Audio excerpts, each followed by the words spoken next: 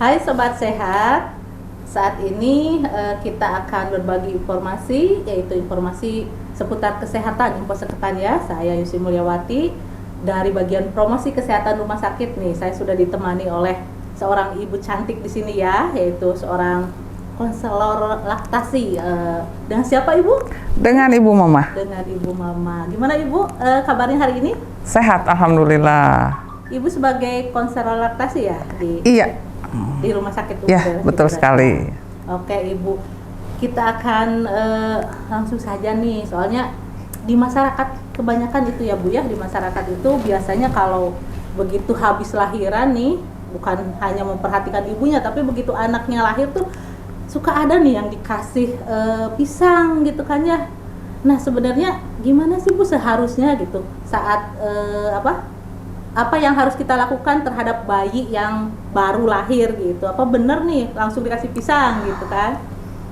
Oh, sebenarnya sih tidak boleh ya kalau seperti itu. Kenapa? Karena yang bagus dikonsumsi untuk bayi baru lahir itu ASI. Cukup ASI, sekalipun ASI yang pertama keluar itu pasti masih sedikit. Seperti itu, Bu. Gitu. Berarti hanya ASI gitu ya, Bu? Hanya ASI. Oh, minum air putih? Tidak boleh. Tidak boleh. Iya. Itu sampai usia berapa bulan tuh, Bu? Itu sampai usia 6 bulan ya. Itu minum air putih itu direkomendasikan atau diperbolehkan ketika bayi itu sakit, minum obat, baru itu dikasih untuk sebagai pengulas obat. Seperti itu. Sampai 6 bulan? Iya. Kalau nggak salah kan 4 bulan ya, Bu? Pernah ada yang ASI eksklusif itu kan 0 sampai 4 bulan. Kenapa sekarang jadi 6 bulan? Paradigma baru, Bu. Jadi itu menurut penelitian sekarang seperti yang kemarin kami ya, karena yang jadi konselor di rumah sakit Ciri itu bukan cuma saya. Kebetulan kami bertim. Jadi menurut ilmu yang kami dapat waktu itu 6 bulan. Seperti itu.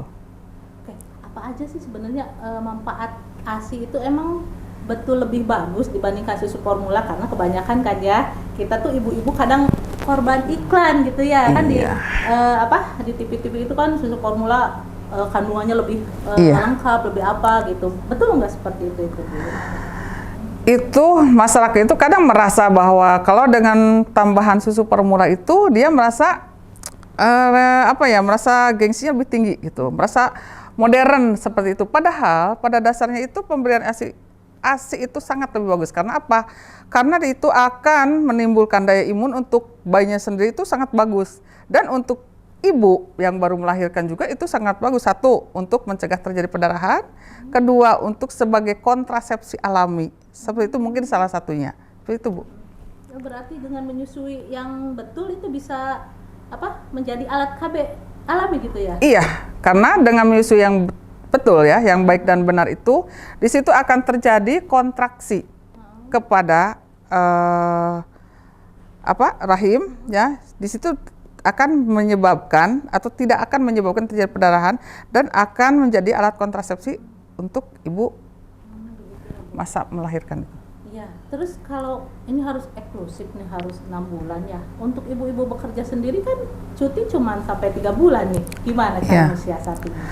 Mungkin seperti ini ya, kita bikin bank ASI ya, bank ASI di rumah gitu, seperti itu. Jadi ASI itu diperah kita dipompa pakai alat ada ya. Biasanya ibu-ibu yang modern sih beli sendiri, kantongnya beli sendiri, seperti itu. Nah, ada yang disimpan di dalam kulkas biasa itu 6 sampai 7 jam yang saya lihat seperti itu ya. Dan kalau di freezer itu dibekukan itu sampai berbulan-bulan, barangkali sampai sebulan lebih lah itu. Dan caranya mungkin ya biar jelas, caranya itu sebelum diberikan ke bayi itu harus dihangatkan dulu. Jadi botolnya itu atau kantong bagnya itu direndam di air hangat. Seperti itu, Bu. Bukan dididihkan berarti? Bukan, nggak ada dididihkan, nanti matang. Oh, nggak boleh berarti ya? Nggak boleh, ya.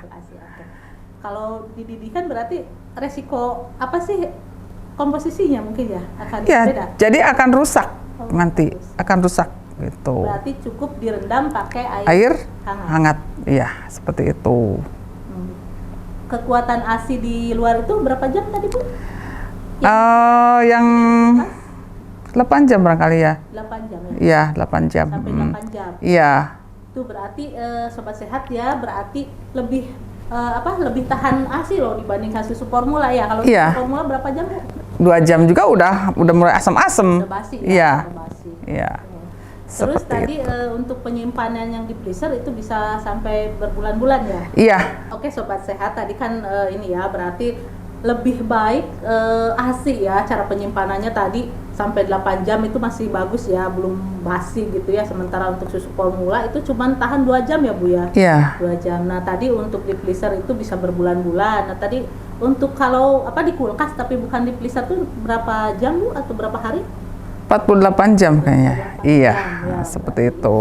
Tadi juga cara menghangatkan ASI-nya jangan sampai salah nih, tidak direbus ya, tapi cukup direndam di air hangat seperti Iya. itu. Terus kalau untuk cara memperbanyak ASI sendiri Bu, seperti apa tuh? Kita bisa melakukan apa gitu si ibunya tuh?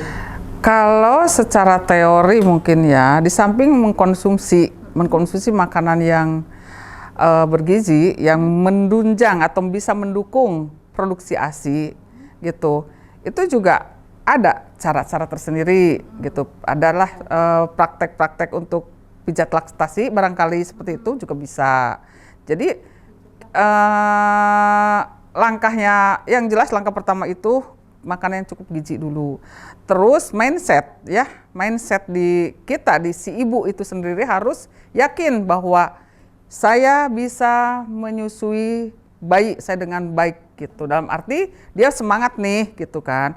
Otomatis, tapi kalau masih ada kendala juga, dalam teori ya kita bisa praktek dengan pijat laktasi.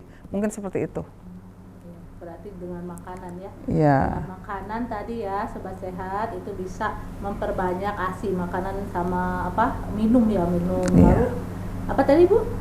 Mindset ya, pikiran, iya. Kita juga harus bebas berarti ya, jangan Iya. mikirin hutang dan sebagainya. Jangan Harus stres, relax iya harus relax. Katanya biar lancar. Iya.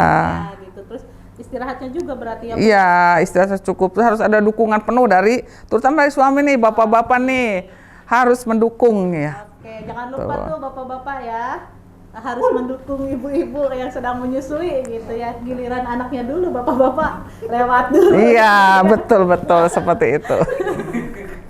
Oke, baik.